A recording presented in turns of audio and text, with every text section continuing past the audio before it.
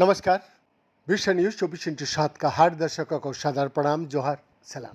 दर्शक, ड्यूक विश्वविद्यालय और चेन जुकरबर्ग बायोहब शिकागो के सहयोग से इलिनोइस विश्वविद्यालय अर्बाना शैम्पेन द्वारा किए गए एक नए अध्ययन के अनुसार अत्यधिक शराब का सेवन यकृत की स्वयं की मरम्मत करने की प्राकृतिक क्षमता को बाधा उत्पन्न कर सकता है, क्योंकि इससे कोशिकाएं अपनी सामान्य कार्यशील अवस्था और पुनर्योजी अवस्था का बीच फंस जाते हैं, यहाँ तक कि शराब पीना बंद करने का बाद भी।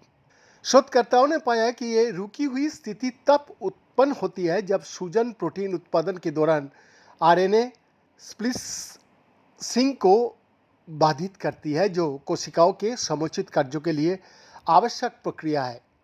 नेचर कम्युनिकेशंस में प्रकाशित उनके निष्कर्ष से इस जानलेवा स्थिति के इलाज के लिए नए संभावित लक्ष्य सुझाते का यानी दिशा निर्देश का एक रास्ता का खोज बोला जा सकता है। यद्यपि यकृत चोट लगने या आंशिक रूप से निकाले जाने का बाद पुनर्जीवित होने की अपनी उल्लेखनीय क्षमता के लिए जाना जाता है, लेकिन शराब से संबंधित यकृत रोग से पीड़ित लोगों में ये क्षमता क्षीण हो जाती है, जो दुनिया भर में यकृत से संबंधित मौतों का प्रमुख कारण है और अनुमानित प्रत्येक वर्ष 3 मिलियन मौतों का लिए ये जिम्मेदार होता है। हम जानते थे कि शराब से जुड़े हेपेटाइटिस और सिरोसिस के मरीजों में लीवर काम करना और पुनर्जीवित होना बंद कर देता है, भले ही मरीज ने शराब पीना बंद कर दिया हो तो, लेकिन हमें ये नहीं पता था कि ऐसा क्यों होता है।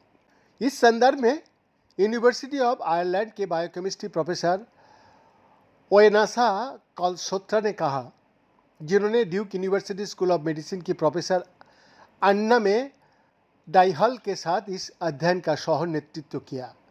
दर्शक, इन बीमारियों में मरीज के लीवर फेल होने का बाद एकमात्र वास्तविक जीवन रक्षक उपचार विकल्प प्रत्यारोपण ही है। लेकिन अगर हम ये समझने की कोशिश करें कि ये लीवर क्यों फेल हो रहा है, तो शायद हम हस्तक्षेप कर सके। कॉलसोत्रा जी ने और डाइहल की प्रयोगशालाएं यकृत पुनर्जनन को प्रेरित करने वाली आणविक और कोशिकीय तंत्र की अध्ययन कर रही है। पिछले 5 वर्षों में उनके शोध से पता चला है कि यकृत कोशिकाएं अपनी जीन अभिव्यक्ति को पुनः प्रोग्राम करके पुनर्जीवित होती है ताकि वो भ्रूण जैसी पूर्वज अवस्था में वापस जा सके, जहां वो पूरी तरह से परिपक्व कार्यशील कोशिकाओं में परिवर्तित होने से पहले गुना कर सकती है। और इस समझ के आधार पर टीम ने ये पता लगाने की प्रयास किया कि शराब से संबंधित यकृत रोग में पुनर्जनन मार्ग कैसे बाधित हो जाता है। शोधकर्ताओं ने स्वच्छ यकृत के नमूना और जॉन हॉपकिंस यूनिवर्सिटी अस्पताल से प्राप्त अल्कोहल संबंधी हेपेटाइटिस या सिरोसिस वाले यकृत के नमूना की तुलना की, जो कि नेशनल इंस्टीट्यूट ऑफ हेल्थ के भाग national institute for alcohol abuse and alcoholism द्वारा समर्थित एक पहल के माध्यम से किया गया था। रोगग्रस्त यकृतों में शोधकर्ताओं को प्रारंभिक अवलोकन ये था कि यद्यपि क्षतिग्रस्त कोशिकाएं पुनरुज्जीव अवस्था के ओर आपस लौटने लगी थी, लेकिन वो संक्रमण को पूरा करने में असमर्थ थी और मध्यवर्ती अवस्था में ही अटक गई। ये ना तो कार्यमत्तक वयस्क कोशिकाएं है और ना ही प्रसरशील पूर्वज कोशिकाएं।